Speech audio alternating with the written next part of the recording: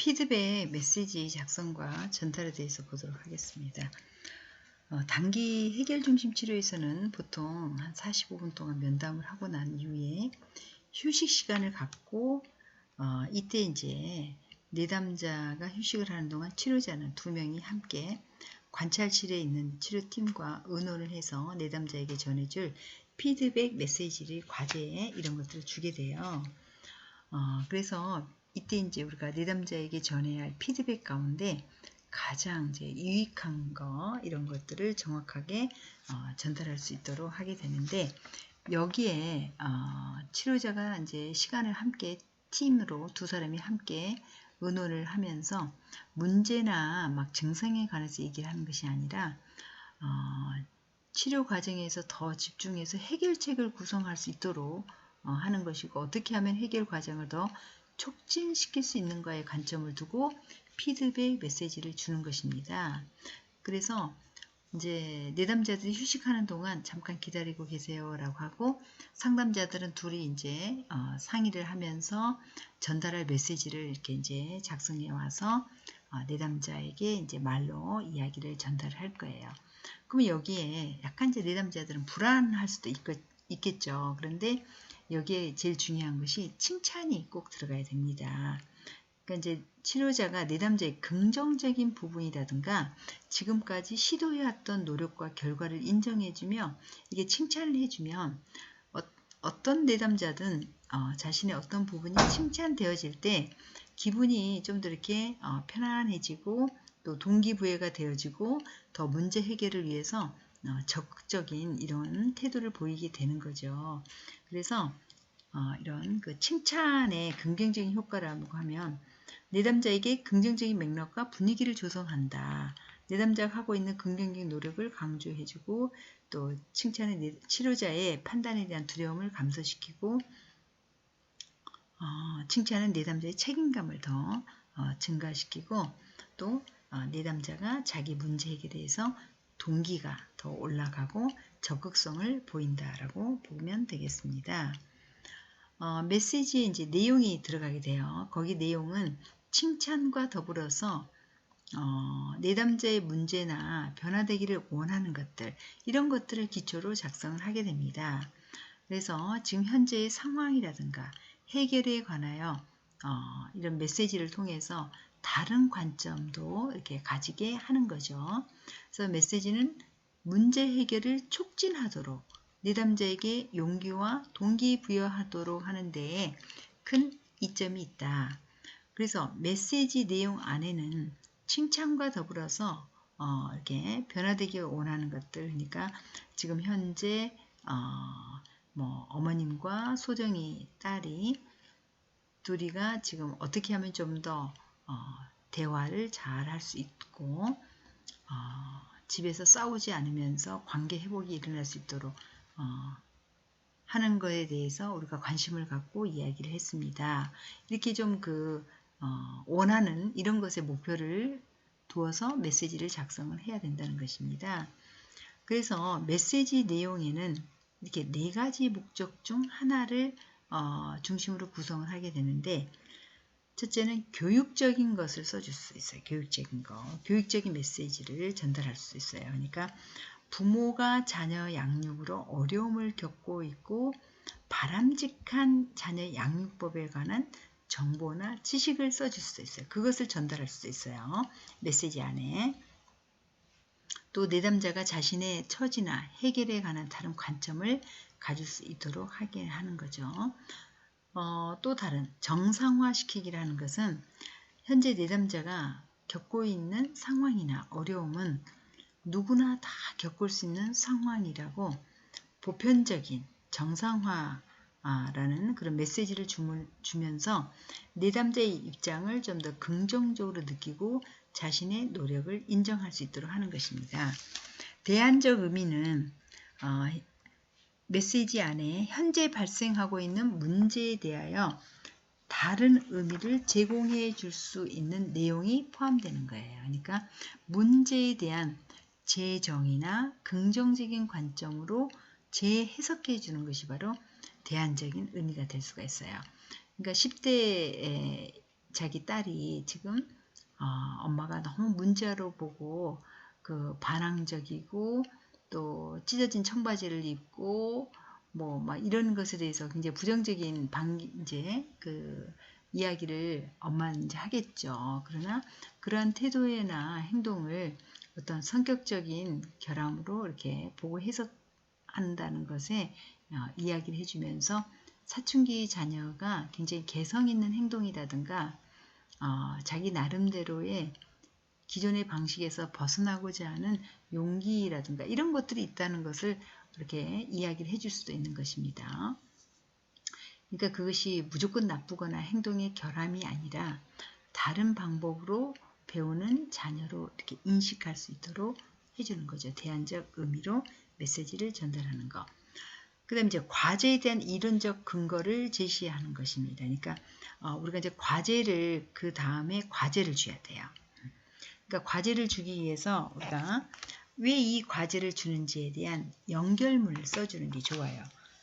그것을 우리가 다리 역할을 한다라고 과제 제안에 대해서 근거를 얘기해 주는 것이 좋죠. 왜 이 과제를 하는 것이 좋은지 관찰을 해야 되는 것인지 아니면 심사숙고하게 생각을 해야 되는 것인지 아니면 긍정적이고 외적으로 이런 것들을 더 많이 하도록 해야 된다는 것인지 이렇게 해서 내담자의 과제에 대한 이론적 근거를 얘기를 해주는 것이 좋아요. 그래서 과제에 대한 메시지를 전달하면서 내용은 단순하고 직설적이고 이해하기 쉽도록 작성을 해야 된다. 또 내담자가 해결 과정에서 많은 것들을 자발적으로 할 수 있다고 한다면 계속 더 잘할 수 있도록 그 과제와 근거를 부여하고 해결을 위한 변화 동기가 아직 약하다면 내담자에게 관찰하고 통찰할 수 있는 기회를 주면서 좀 더 그 변화된 상황에 대하여 설명을 하도록 하는 것입니다.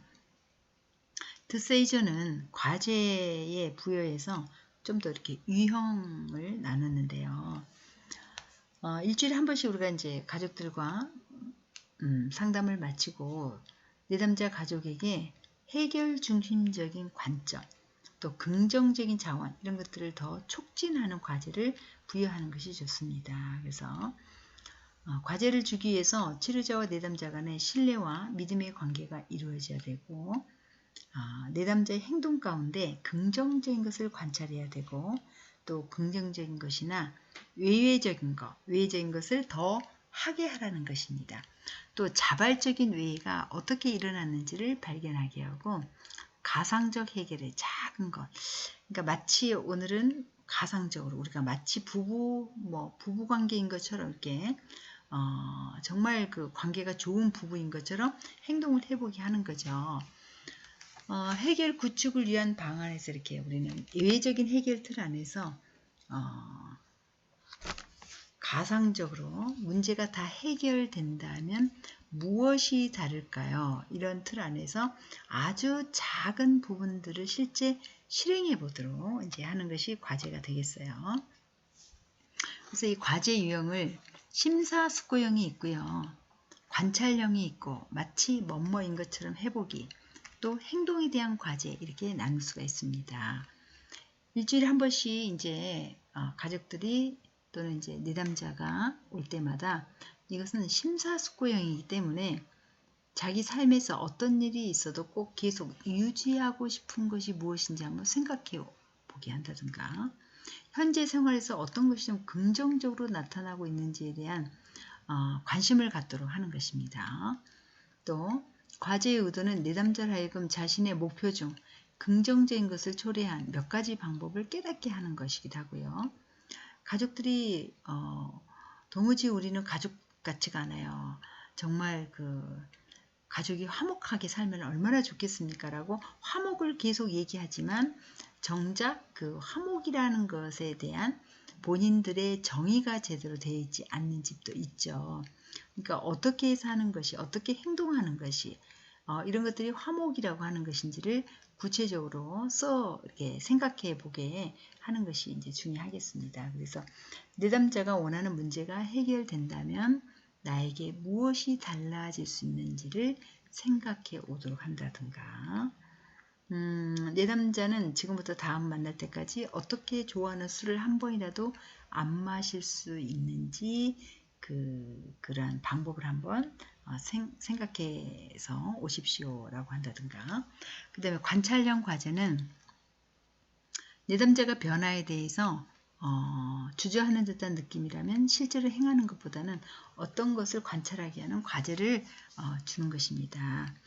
부부가 하루라도 이렇게 예를 들면 싸우지 않았던 날이 있었다면 그때는 언제이고 어떻게 그것이 가능했는지 잘 관찰해서 이야기해 주십시오. 이런 거라든가. 지금 자녀에게 어머님이 대하는 방식이 무엇이 어떻게 달라졌는지 관찰해서 다음 주에 설명해 주시길 바랍니다.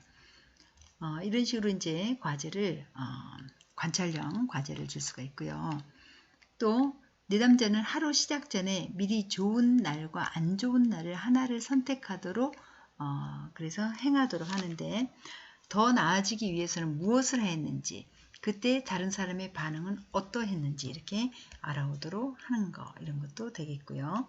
마치 뭐뭐인 것처럼 해보기라는 것은 마치 우리가 기적이 일어나서 지난밤에 문제가 다 해결됐다면 무엇이 달라졌는지 질문해서 하루는 정말 마치 기적이 일어난 것처럼 예전과는 다른 그런 것들을 한번 해보게 이렇게 과제를 줄 수도 있고요.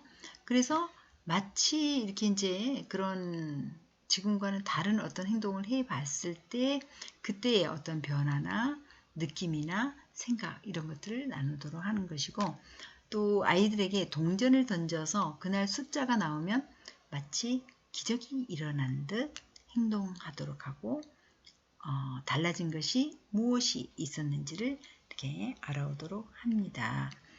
이렇게 이런 과제를 통해서 내담자의 원하는 해결 방식 쪽으로 더 이렇게 좀 강화시켜 나간다고 볼 수가 있겠죠. 또 행동에 대한 과제입니다. 내담자가 주로 이제 우리가 그 고객형 같은 경우는 이렇게 마치 뭐뭐인 것처럼 해보기 또는 행동에 대한 과제 이런 것들을 줄 수가 있겠죠. 일상생활에서 정말 그 행동으로 변화될 수 있는 것들, 효과를 나올 수 있고 목표와 연결되는 이런 것들을 실제 이제 행동으로 할 수 있는 것이죠. 그래서 예외 상황을 더 많이 실제 해보게 한다든가 또는 관계 안에서 내가 아이메시지로 말하게 한다든가 이런 것도 이제 우리가 행동에 대한 과제이고 부부가 서로 원하는 것들을 하루에 뭐 일주일에 한 번씩은 서로가 원하는 것들을 이렇게 욕구에 맞춰서 해준다든가 이런 것도 해당이 되겠죠. 자, 해결 중심 가족 치료의 평가는 어떠한가? 치료자와 내담자 간의 협력과 믿음의 관계를 이루고 바탕으로 상당히 내담자의 강점과 긍정적인 그 가능성을 가지고 출발한다. 그래서 내담자를 위한 치료 기법으로 내담자의 준 것들을 인정해 주면서 간접적인 변화를 시도를 한다. 또 다양한 해결 중심 접근법으로 질문법이나 메시지와 과제를 부여하는 이런 참신한 방법들은 나름대로 독특성을 가지고 있다. 또 내담자의 가능한 한 그 긍정적인 자원이라든가 내담자가 아직 모른 자신만의 어떤 잠재력이라든가 이런 것들을 활용하려 하기 때문에 치료자의 권한이나 책임은 훨씬 더 적어지고 내담자가 자신의 문제나 자신의 그 자신감, 확신을 가질 수 있고 더 자기의 그 희망 이런 것들을 가지면서 변화를 스스로 이렇게 가질 수 있도록 하는 것이 매우 중요하다. 내담자의 자신의 능력을 강화시키고 자신의 현실을 재구성해 나가도록 하는 이런 구성주의적 우리가 사고에 접근을 하고 있다. 단기 가족치료의 전략과 기법은 모든 사회나 문화권에서 모든 클라이언트에게 잘 적용할 수 있다고 봅니다. 특히 미국에서 단기가족치료센터에서 수행된 연구 결과를 보면은 치료 중 6 내지 12개월 후에 추수조사 면접에서 80%의 성공률을 보였다고 이렇게 보고하고 있습니다.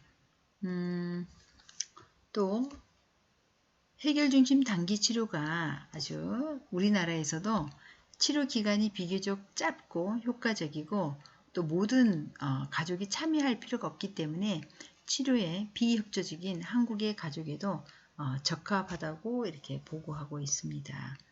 최근에는 주의 산만한 아동이나 부부, 청소년, 아동 구타, 금연, 알코올 중독 이런 문제들을 해결하는데도 효과적이다라고 얘기를 하고 있습니다. 한국에서의 단기 해결 중심 치료는 보통 치료 기간이 6회 미만으로 우리 사회복지 쪽에서도 이 단기 해결 중심을 굉장히 많이 활용하고요. 또 개인 상담에서도 이 단기로 상담하시는 분들은 이 해결 중심 치료를 또 많이 활용하고 있습니다. 자, 이렇게 해서 저희들이 해결 중심 가족 치료에 대해서 또는 해결 중심 치료에 대해서 전체적으로 살펴봤습니다. 이렇게 우리 교재에 만약 이제 가족 치료 책에서는 267쪽에 전체적으로 내담자에 대한 진행 과정 이런 것들이 좀 이렇게 순서대로 나와 있습니다. 불평이나 배경 이해하기, 목표 설정하기, 예외적 행동 탐색하기, 척도로 측정하기, 그 다음에 피드백 메시지 전달하고 종결하는 이런 과정을 우리 가족치료 책에는 들어 있습니다. 자, 이렇게 해서 해결중심 치료 이론을 여기서 마치도록 하겠습니다. 여러분 수고하셨습니다. 감사합니다.